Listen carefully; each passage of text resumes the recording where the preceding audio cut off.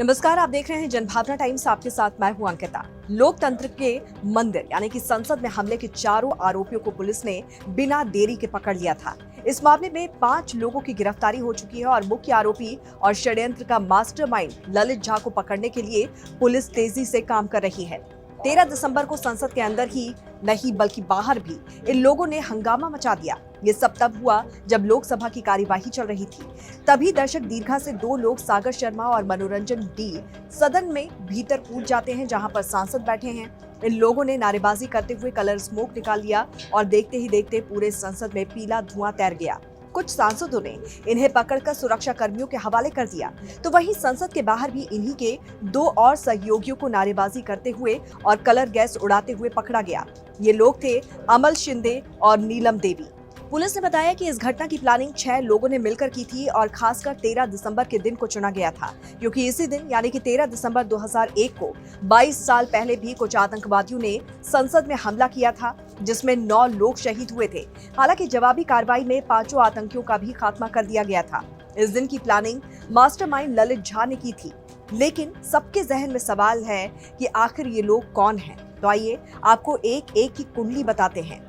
सबसे पहले बात करते हैं मनोरंजन डी की। ये वो शख्स है जो दर्शक दीर्घा से सदन में कूदा था। मनोरंजन 35 साल का है और अविवाहित है।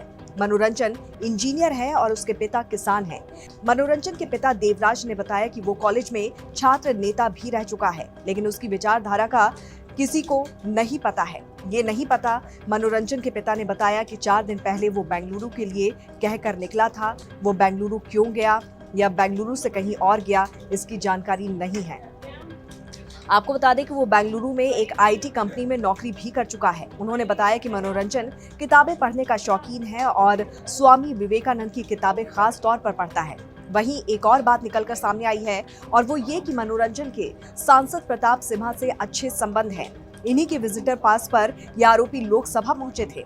मनोरंजन संसद में अकेला नहीं था, बल्कि लोकसभा की दर्शक दीर्घा में सांसदों के बीच कूदने वाला दूसरा शख्स सागर शर्मा है। सागर लखनऊ के आलमबाग के रामनगर इलाके का रहने वाला है।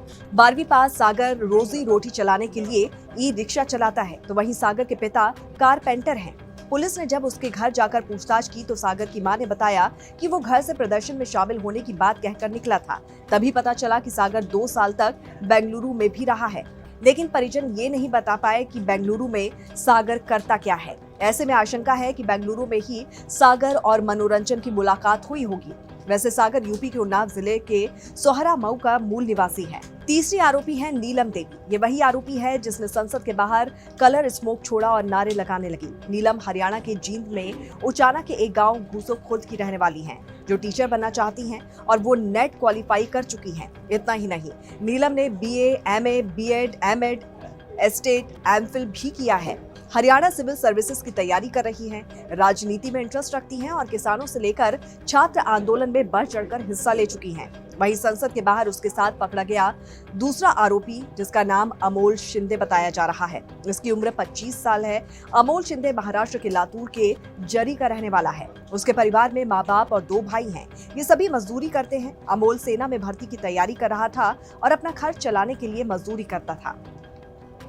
9 दिसंबर को सेना में भर्ती की बात कहकर वो घर से निकला था और दिल्ली पहुंच गया। फिलहाल गिरफ्तार किए गए सभी आरोपियों से पूछताछ में कई अहम सुराग पुलिस के हाथ लग चुके हैं। वहीं 5वें आरोपी और इस पूरे मामले के मास्टरमाइंड की बात करें तो उसका नाम ललित झा है और जिसका संबंध कोलकाता से बताया जा रहा है। ये भी निकलकर सामने आया है कि कई एनजीओ से उसका संबंध रहा है, कई एनजीओ से वो जुड़ा हुआ है। लेकिन इस घटनाक्रम के पीछे, इस हमले के पीछे क्या मकसद है, क्या वजह है, ये अभी तक साफ नहीं हो पाई है। मास्टरमाइंड को पकड़ने के लिए पूरी पुलिस फोर्स लगातार कोशिश में जुटी हुई है। आपको बता दें कि सभी आरोपी social media page Bhagat Singh fan club से जुड़े हुए थे और करीब 1.5 साल पहले कर्नाटक के मैसूर में इनकी मुलाकात हुई थी।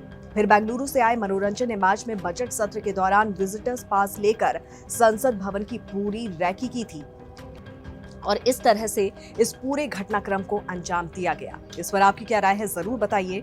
जुड़े रहिए जनभावना टाइम्स के साथ। नमस्कार।